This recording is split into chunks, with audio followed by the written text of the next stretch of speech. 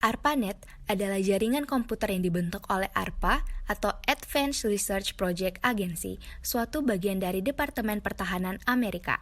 Jaringan komputer awal adalah ARPANET, yaitu pada tahun 1969. ARPANET mulanya mentransmisikan data dari satu komputer ke komputer yang lain. Protokol komunikasi awal yang digunakan ARPANET adalah Network Control Program atau NCP. Jaringan ini mulanya berada di California, Amerika Serikat, lalu kemudian berkembang dengan peserta awal adalah kampus-kampus di Amerika. Di samping militer, ARPANET meliputi 4 kampus di awal, yaitu Universitas California, Stanford, Universitas Utah, dan Santa Barbara. Program email pertama ditulis oleh Roy Tomlinson pada tahun 1972 dan segera menjadi populer. Ketika protokol komunikasi antar komputer telah terbentuk, maka berbagai aplikasi dikembangkan, yaitu FTP atau File Transfer Protocol untuk mentransfer file, HTTP atau Hypertext Transfer Protocol yaitu Internet, SMTP, Simple Mail Transfer Protocol, IRC atau Internet Relay Chat yaitu wahana untuk chatting dan sebagainya. Jaringan semakin luas karena menghubungkan antar komputer adalah hal yang mudah dan software untuk mengaktifkan servis-servis tersebut juga sudah gratis.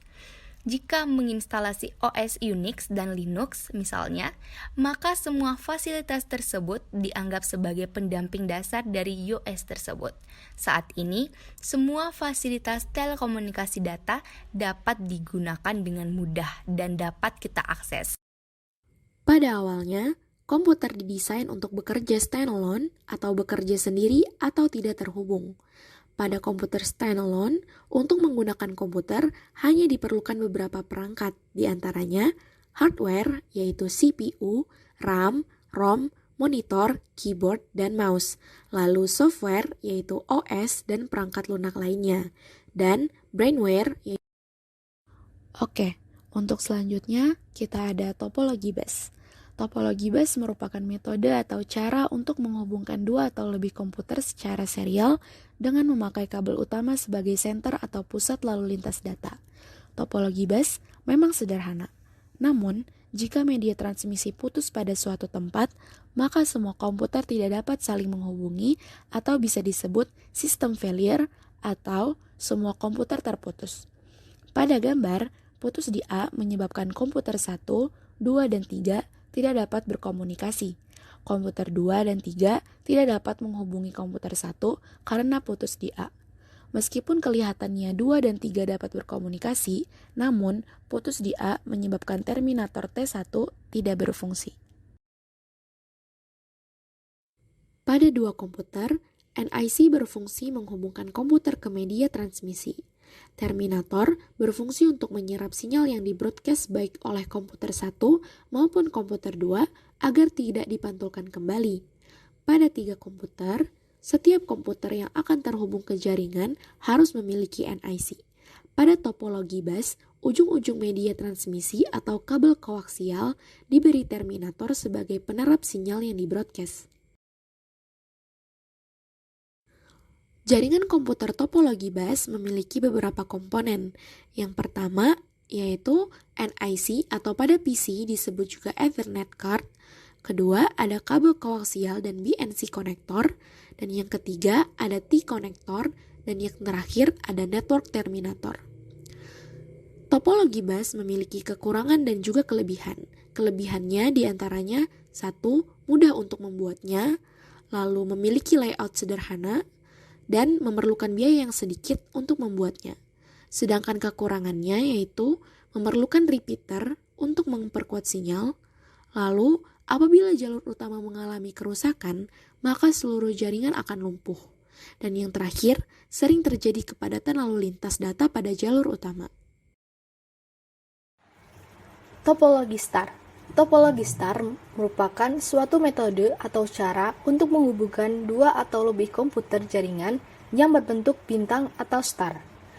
Pada tahun 2000, topologi bus dianggap obsolete atau ketinggalan. Topologi bus kemudian digantikan dengan topologi star, dengan kabel koaksial diganti dengan kabel UTP atau Unshielded Twisted Pair. Lalu, topologi star dengan komponen utama network switch atau LAN switch, local area network, menjadi populer. Komponen utama dari topologi star adalah HUB atau concentrator atau LAN switch. Kelebihan dari topologi star adalah jika putus di satu kabel, komputer tidak memengaruhi koneksi komputer yang lainnya, atau komputer lain masih dapat berkomunikasi. Contohnya, putus kabel di A hanya akan membuat terminal 1 tidak terhubung dan terminal lain masih bisa berkomunikasi. Kekurangan topologi ini adalah perlu kabel yang lebih panjang untuk menghubungkan dari tiap komputer ke HUB. Komponen dalam jaringan komputer topologi star. Yang pertama yaitu NIC atau PC disebut dengan Ethernet card. Yang kedua adalah kabel UTP, menghubungkan komputer ke perangkat jaringan atau komputer ke komputer, ataupun antara perangkat jaringan itu sendiri. Yang ketiga yaitu HUB, sebagai sentral dari topologi star, contohnya Wi-Fi dan hotspot, berfungsi menghubungkan serta mengatur beberapa komputer atau PC sehingga membentuk satu jaringan. Kekurangan dan kelebihan dari topologi star yaitu kelebihannya, yang pertama, bersifat fleksibel. Yang kedua, keamanan data yang tinggi. Yang ketiga, mudah dalam mendeteksi kerusakan pada jaringan. Kekurangannya, yang pertama, jika lalu lintas data padat, maka jaringan akan melambat. Yang kedua, menggunakan biaya yang cukup mahal karena menggunakan banyak kabel. Yang ketiga, jumlah terminal yang terbatas, bergantung pada jumlah port pada HUB atau switch. Topologi extended star. Tiap metode terdekat dari core berfungsi sebagai pusat topologi starnya sendiri. Jenis strukturnya khusus, di mana banyak elemen yang terhubung diatur seperti cabang-cabang pohon. Misalnya, topologi pohon sering digunakan untuk mengatur komputer di jaringan perusahaan atau informasi dalam database. Topologi jaringan extended star berfungsi untuk menghubungkan komputer-komputer dalam jumlah yang besar, sehingga komputer-komputer tersebut dan perangkat jaringan lain dapat saling berkomunikasi untuk bertukar informasi dan data. Kekurangan dan kelebihan dari topologi extended star yaitu kelebihannya. Yang pertama, cukup mudah untuk mengubah dan menambah komputer ke dalam jaringan. Yang kedua, apabila suatu komputer yang mengalami kerusakan dalam jaringan, maka komputer tersebut tidak akan mengganggu aktivitas jaringan yang lain. Yang ketiga, kita dapat menggunakan beberapa tipe kabel di dalam jaringan yang sama. Kekurangannya yaitu, yang pertama, lalu lintas data yang padat dapat menyebabkan jaringan bekerja lebih lambat. Yang kedua, membutuhkan lebih banyak repeater. Yang ketiga, membutuhkan lebih banyak kabel. Topologi hierarki. Topologi hierarki berbentuk seperti pohon bercabang yang terdiri dari komputer induk atau host yang di-switch dihubungkan dengan simpul atau node lain secara berjenjang-jenjang yang lebih tinggi, berfungsi sebagai pengatur kerja jenjang di bawahnya. Kekurangan dan kelebihan dari topologi hierarki. Kelebihannya, 1. Lebih mudah dimanajemen. 2. Dapat menjangkau jarak yang lebih jauh. 3. Jaringan dapat diperluas. Kekurangan topologi hierarki. 1. Jika ada node yang rusak, maka node yang berada di level di bawahnya akan terganggu. 2. Sering terjadi kolision atau tabrakan data. 3. Harus memikirkan secara matang dalam mendesainnya. Cara kerja topologi hierarki. Cara kerja dari topologi hierarki adalah dengan membentuk sebuah jaringan yang menggunakan sistem dengan pohon bercabang. Dalam topologi hierarki terdapat sistem yang bertingkat yang nantinya digunakan sebagai media interkoneksi antar sentral yang setiap interkoneksi mempunyai hierarki yang berbeda-beda. Topologi ring, suatu metode atau cara untuk menghubungkan dua atau lebih komputer secara serial dengan memakai kabel utama sebagai senter atau pusat lalu lintas data. Topologi ring mempunyai kekurangan dan kelebihan. Kelebihan yang pertama yaitu adalah harga yang relatif lebih murah. Yang kedua, tidak diperlukannya host. Yang ketiga, mudah dalam perancangan.